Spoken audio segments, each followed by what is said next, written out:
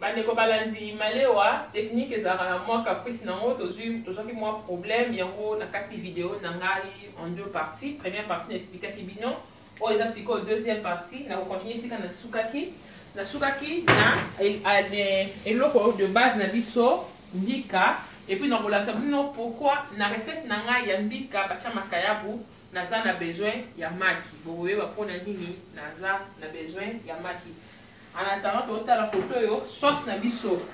Et ben qui déjà moi kobela.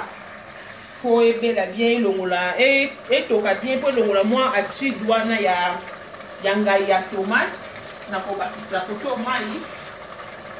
Dans moins demi verre mai na bakisi pour acide à tomate ngai wana ebima. C'est bon na ko ya awa. Ko fongola mbika nanga. Eza poussière banika na kosukongo na kati ya bol nanga sopi mbika nanga na bol na juste sikoyo maki moko o nazaki na chaki mupanzi na beti yango na sopi yango na kati ya mbika.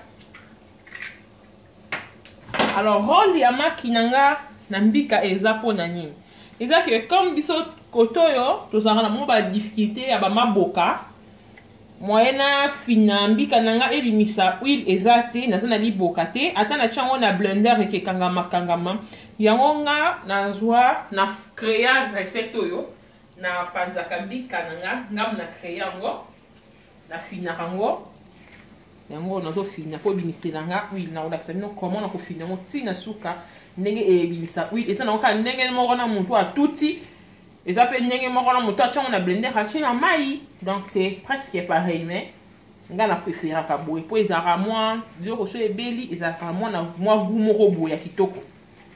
Alors tokutana soki na sisi kofina mbika nanga na kolakisa bino ndenge ekebima.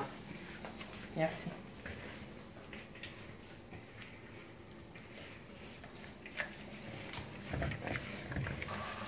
Bandeko balandi malewa naza ko continuer kaka ko fina mbika.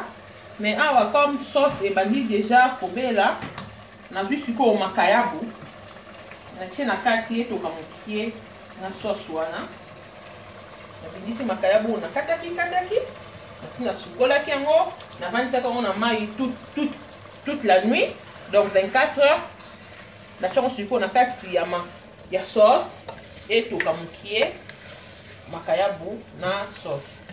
Alors dans la chabouan mamukie ya mai ache moi mai mukie tout ça rara tozo luka moi solanga ikaka ebima et puis na tie moi makaya bupe et tokaka koto nazali nanga kaka ko continuer ko finaka ndika na biso nazo fina kaka na maboko bomoni moi changement hein moi oui les bimi na fina kaka na maboko.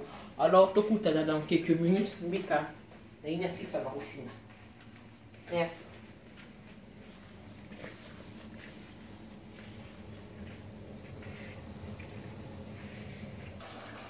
Bandeko balandi malewa tropical na sisi kofina mbika nanga motala neza ma texture nango mo mafuta so koto pe sauce nanga ebeli déjà bien na kokata ngo na socha na kati na sokata mususu ndeki na kati mususu de daba boule ya fufu mususu na kopanza ndomo ani na docha so bitoko omo ani na docha ache mususu ba boule mususu na koluka na panza ngo mwanda mde na to panza boye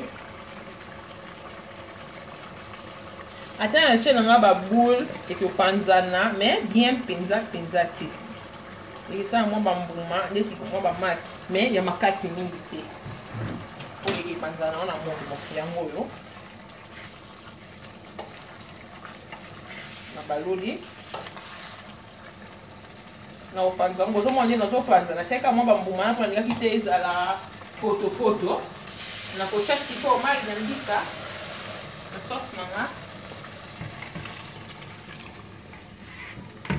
na chimai ato bana siko na kocha bikila na biso na zui fake na che biscuit na suka mama boko pour saliter na zui na che déjà feuille natie mwa mbuma ya pilipili nalingeza mwa pilipili natie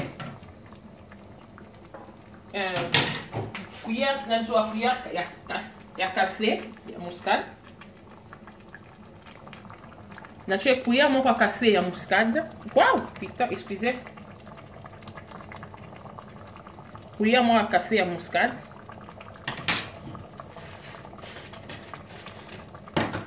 Najui cuillère moko ya café ya ail en poudre. Najui cube nangai. Non, faut mon cube, désolé, vous faites la papier.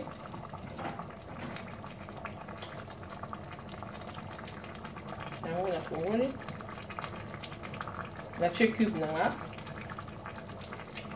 Mbuma moko cube. Natali mai namoni ke mai eza mokie na biloko nanga po mbike ezaka na solo ya mobesu fo ebela bien solo ya mobesu wana ekima na bakisi mai po mbika nanga ebela bien yango oyo biloko nanga na tie nyonso tu na finiki yango finiki mbika na ngai. Bon, tokutana ntango mbika ekebela na kolakisa bino en attendant naza kobongisa esika na lambeli. Merci. Bandeko malewa tropical mbika na biso na makayabu esili na kobela elengi moko non yango yo présentation na biso na makayabu esili na kobela na lakisa bino sikoyo rôle vraiment ya maki na kati ya mbika. Mwa bambuma oyo nalingi ezala bambuma mingi te, mwa bambuma mosusu epanzani mosusu ezali donc rôle nango yango oyo nalingaki ezala boye na préféraki yango boye so nalingaki nasala bambuma ndenge nafini bambuma mingi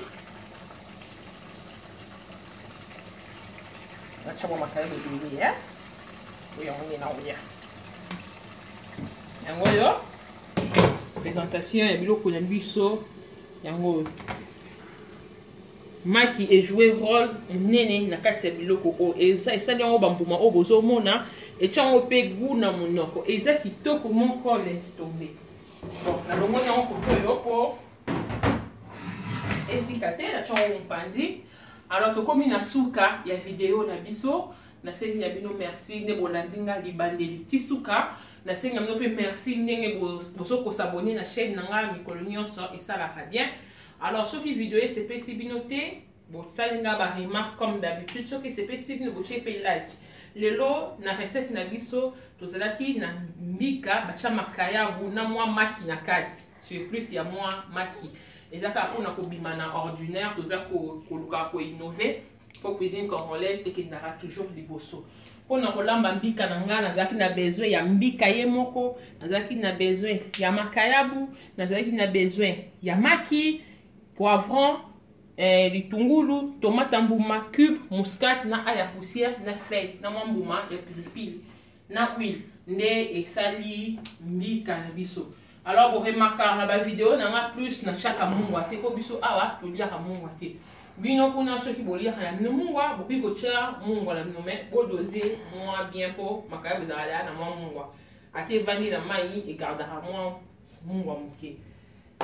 Pour la suka vidéo na bino na sengi bino merci ba bisous ebele boko biko lia mbika o na kwanga na fufu na makemba na loso pe lia maka ah oui ezaka vraiment donc bon tout à la vidéo et bye ciao.